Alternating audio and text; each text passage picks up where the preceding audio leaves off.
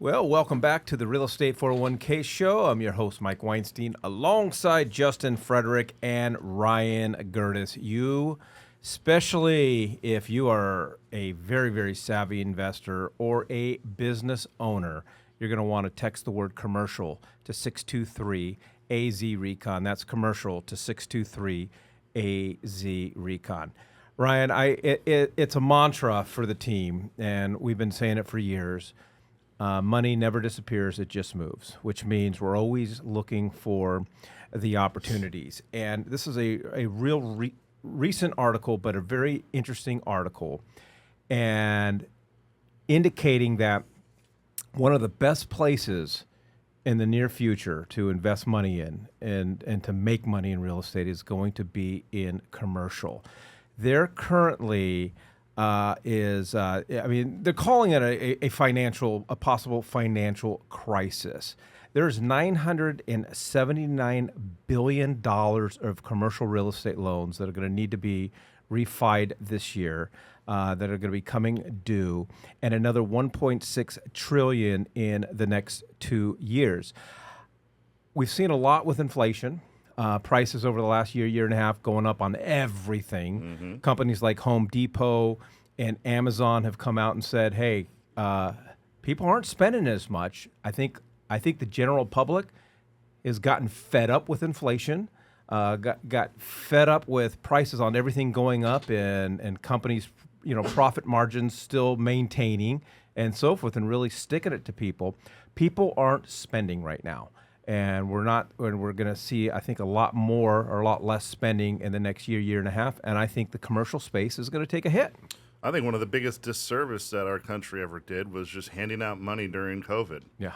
I think that created a mindset and a culture in our community, and people just aren't. They spent years just spending money that was given to them, and then weren't taking into account the fact that when that money is no longer going to be given to them, they're going to have this habit of spending more on their cell phones or spending more on Amazon or whatever the case may be. And in turn, during COVID, a bunch of companies realized we don't need brick and mortar. So the demand went down significantly, and a lot of people are working from home. There was, it's one of those insurance buildings. I don't know if it's Allstate or whatever. Farmers, that building over there. Right USA? No, USA is still occupied. Yeah. But it was a brand new building in 2020, and then they got their C of O, their certificate of occupancy, and then the day after they got, sort of like the week after they got C of O, they're doing all their TIs and outfitting it. Like a week after, pandemic, COVID hit, and they shut down. And about a year later, they said, you know what? We have proven that we are just as efficient. Morale in the workplace is higher, and it is going to cost more money for us to even open those doors. And so I don't know what the latest update is with it, but their whole plan was to just let that massive, 100,000 square foot building. It was huge. Yeah, huge building just sit vacant and do nothing. So I don't know if they've sold it, if somebody's actually in there now, or if they're subleasing it or what. But I think that the writing was on the wall the moment that the country started giving money to people who didn't earn it, and that's the trickle effect. Yeah, and so with $979 billion worth of commercial real estate loans needing to be refied this year, Justin, not all of them are going to be able to refi. Not all of them have the equity. According to this article, we're starting to see commercial real estate dip and drop and go down in value. And I think the opportunity, though, there is a lot of companies right now that are leasing space. And every single year, their leases keep going up and going up and going up. They haven't had many options. I think a lot of these people are going to say, hey, you know what? We're going to be in a great position in 12 months to go buy something because these companies are going to have to walk away from some of these buildings and some of these commercial spaces. So I think there's a huge opportunity there.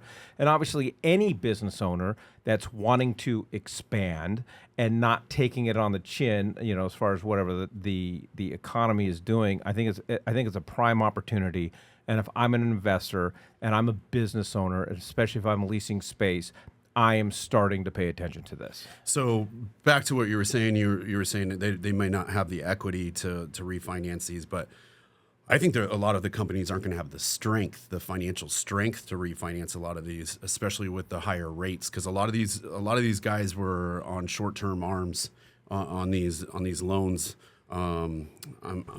They'd have a lot of balloons still with inside of a commercial space. They still have adjustable rates in those areas, and I think you're right. I think that we're gonna see something here, and yeah, I think there's gonna be a lot of opportunity. But you know what's great what the positive side of this is. Commercial got a lot of benefits of the housing crisis of 2008 with the lower interest rates. This may have a really positive impact towards residential mortgage rates because we might see the feds pump a lot of funds into stimulating the commercial space of our economy. And this might flow into our residential space and make things more affordable in residential space as well. So you think it's going to be more affordable? Yeah. Really? Yeah. I mean, I don't feel, so don't get me wrong. I don't feel that home prices are going to drop, but I feel like home mortgage payments will be more affordable due to interest rates from something like this. Fair, but I do think that there's a lot of people that, just like the stock market and the mortgage-backed securities, the investors that are investing in real estate are going to stop investing in commercial and start investing more in residential. And I think that that's going to, in turn, drive prices up, albeit there will be lower interest rates. But I think that there's a possibility that it increases value of residential. I don't think they're going to stop investing in commercial real estate. I actually think they'll be able to take more on because I think there'll be more property available in commercial space due to this. And so they'll be able to get it at a very cheap price, like Fair. you were. I do agree with that. So I don't think that we're going to see more investors. Maybe for short term, we'll see more investors move over to residential. But I think we're going to see some people get very rich in commercial space because of the amount of property that goes up in good locations for the right price. I think we're going to see some people get pretty rich on some commercial space. All right, if you're looking for more information about investing in commercial space, looking to build that strategy and follow the news and follow those opportunities, we want you to text the word commercial to 623-AZ-RECON. That's commercial to 623-AZ-RECON. Now, in full disclosure, I'm not an expert in the commercial space. I know enough to get everybody in trouble. But you know, it's now, what do landlords do right now? And when I mean, you know, landlords for commercial space, I remember when the market crashed back in 2007, 2008, and right down the street from my house, there was a Bashas'. And they just couldn't afford to stay open. Now, the common sense side of me just says, why wouldn't the landlord just come to the grocery chain and say, hey, we're all going through tough times here. People are losing their jobs. People are losing their houses. Let's renegotiate, maybe tack on the reduction in leases on the back end at some point. And I remember there was an article in the paper that the landlord just refused. And that place stayed vacant for 3 to 4 years. And and I understand there's the tax write-off aspect of it, but it just didn't make sense to me. If I'm a landlord right now, I'm not messing around with my tenants. I see this coming down the pipe, and I want to make everybody happy right now. Well, I think that we're going to see corporate bankruptcy on the rise when it comes to property owners that's their huge gig. But one thing that I think that we're overlooking is that most of these banks, I mean, you can go talk to the owner of these banks and negotiate with them. It's not like these are Fannie Mae, Freddie Mac, government insured or even government guaranteed like the VA. You can actually get them on the phone and say, hey, look, occupancy's down, rates are down, and I got this balloon coming up, and Yeah. you're going to be waiting a long time for that balloon because it's not going to, and then you're going to be taking an REO on your papers that you're going to be in an upside down position on. Let's do a workout here. I want what you want, right? Like let's make sure this doesn't get on your books.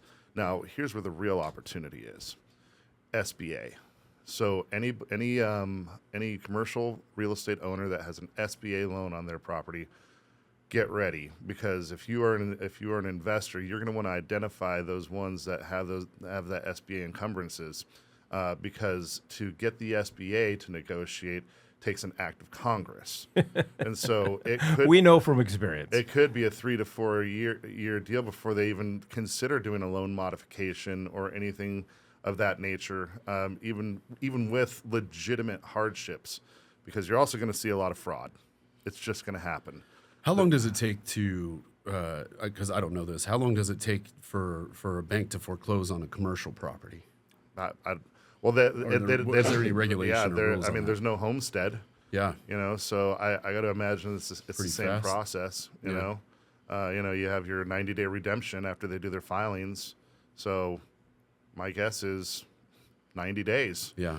I can't say for sure, but I do know that every single time I've had a client go through the SBA, oh man, it's been, because the other thing is that they cross collateral everything with everything. the SBA. So it's not just encumbering their office space or their restaurant or their warehouse. It's encumbering their homes, their cars, everything that has a title attached to it.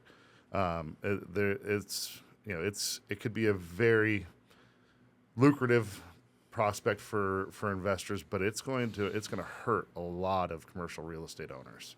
All right, if you are interested in learning more about investing in commercial real estate and or a business owner and would love to have some strategies and see these opportunities through our lenses, go ahead and text the word commercial to 623 AZ Recon. That's 623 AZ Recon. All right, last question. I'm not a business owner per se. I'm not looking for office space, but I'm a savvy investor, and I've got some money tucked away, and I've been kind of taking a look at the residential real estate space for many years because let's just face it, commercial has just been so expensive. Now, in the next 12 to 24 months, we're going to see some opportunities. How are we strategizing? What opportunities are we looking for? I'm going right back to the identifying those buildings that are upside down with an SBA.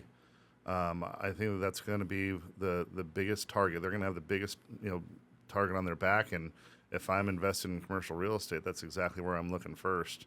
Because even then, some of them have tenants in there, and at the current rate and the current value, it might actually make sense to keep some of those leases in place. But if I'm an owner, I am getting rid of any bad tenants. I'm getting them out of there. I don't care how bad it cooks my books. I'm getting them out of there, and I'm upping my rates, and I'm painting. I'm doing whatever TIs to make myself unique and more attractive. All right. If you got any more questions, would like some more information about building a strategy involving commercial real estate, just pick up your phone and text the word commercial to 623 AZ Recon. That's commercial to 623 AZ Recon.